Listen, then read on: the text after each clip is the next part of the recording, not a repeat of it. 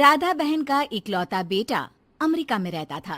एक दिन राधा बहन का किराएदार कहता है, अरे माँ जी अकेली बैठी रहती हैं, बेटे के पास क्यों नहीं चली जाती? अरे कैसे चली जाऊं, नई नई शादी हुई है, अभी तो थोड़ा बहू के साथ समय बिताएगा, तभी तो दोनों के बीच समझ बढ़ेगी ना। अरे कैसी बात कर रही हैं माँ जी, समझ बढ़ाने के लिए 5 साल काफी होते हैं। 5 साल की शादी को कोई नई शादी नहीं कहता। हाँ वो तो है, आया था पिछले साल उसका फोन, पूछ रहा था कैसी हो, पर अब तो काफी साल हो गए, कोई फोन भी नहीं आता। तभी फोन की बेल बजती है। लो 100 साल की उम्र है, आ गया मेरे मयंक का फोन।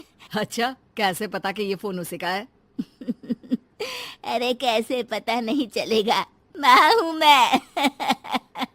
अरे रहने दो माँ जी, 1 साल से जिसका फोन नहीं आएगा वो अब क्या करेगा? होता भी वही है, फोन पर मयंक है। कैसी हो माँ? अरे बेटा तेरी आवाज सुन ली, अब तो मौत भी क्यों ना आ जाए, बहुत याद आती है बेटा। माँ मैं वो ऑफिस में था।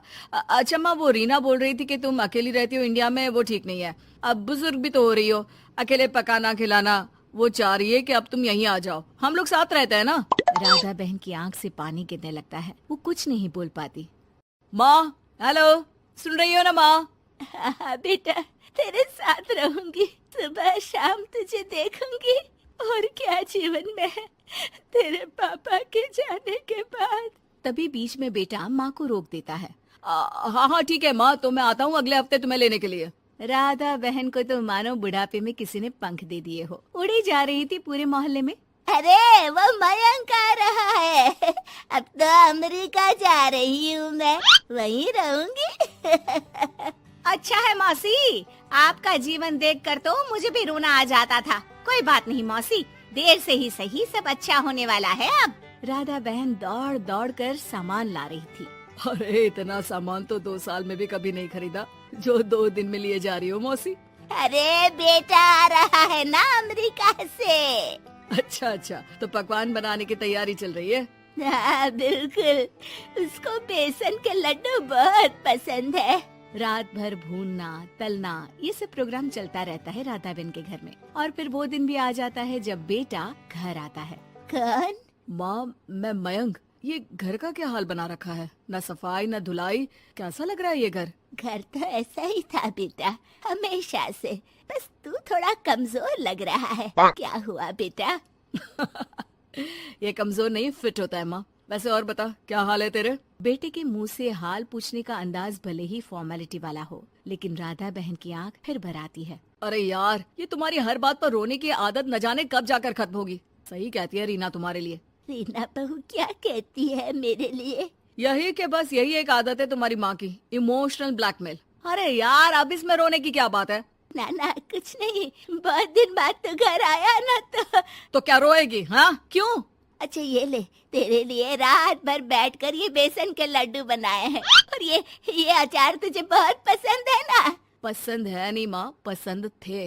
अब तो फिटनेस के लिए ये सारी फालतू चीजें मैं खाता भी नहीं हूँ। ये फालतू चीजें खाकर ही तो तू बड़ा हुआ है बेटा। अब रहने दे माँ, क्या क्या खिलाकर बड़ा किया है, मुंह मत खुलवा। कौन देशी घी में शक्कर डालकर पराठे के साथ खाता है? वो तो तुझे पसंद थे ना बेटा, तभी तो बनाती थी, नहीं बनाती थी तो रोता था तू। अरे तो रोने देती ना माँ, अब सारी समस्या उसी खाने से है शरीर में। वो तो भला हो रीना का, जो हेल्दी डाइट देकर सब मेंटेन कर रही है। राधा बहन बेटे की आने की खुशी में इतनी दीवानी थी कि उसे बेटे के बात का अंदाज और लहजा समझ में नहीं आ रहा था। अच्छा अच्छा रुक, पालक वाली दाल बना देती हूँ। रहने दे माँ, मैं होटल से ऑर्डर कर देता हूँ। इतने साल बाद होटल का खाना, माँ के खाने की याद नहीं आती थी।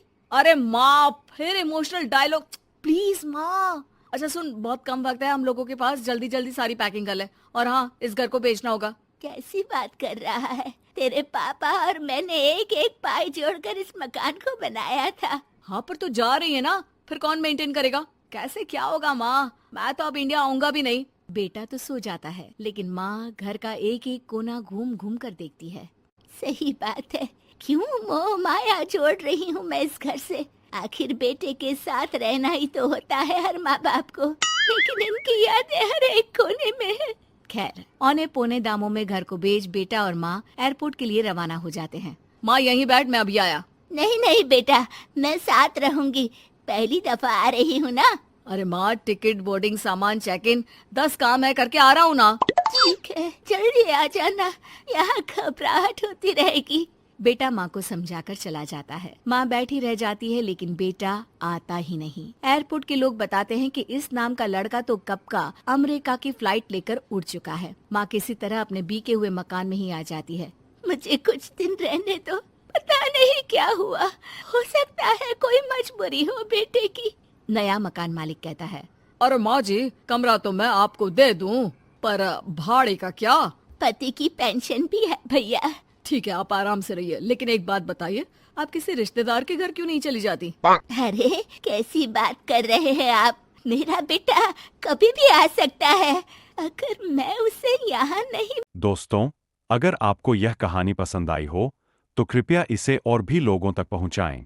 हमारे वीडियो को लाइक करें, शेयर करें और हमारे चैनल को सब्सक्राइब करना न भूलें। ऐसी ही और दिलचस्प कहानियों के लिए हमारे साथ जुड़े रहें। नई कहानी के साथ अगली वीडियो में मिल